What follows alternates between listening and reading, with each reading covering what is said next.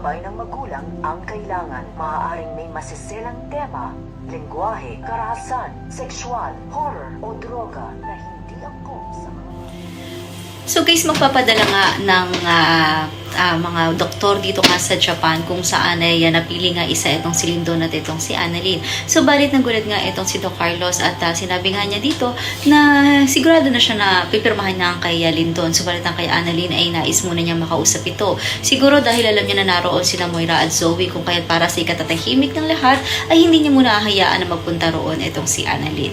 Habang ito namang si Giselle, kinakausap nga niya si Justin dahil pabalik na nga ito sa US at sinabi nga nito na kinakailangan niyang bumalik dahil may importante siyang job interview doon at nakiusap naman si Giselle na doon na lamang sa Apex Hospital nga ito magtrabaho at willing naman daw siyang kuhanin nito. So balit papayag nga ba si Justin at mabibigyan niya ng pagkakataon ng kanyang ina. So yan ang dapat nating abangan dito nga lang sa Abot Kamay na Pangarap.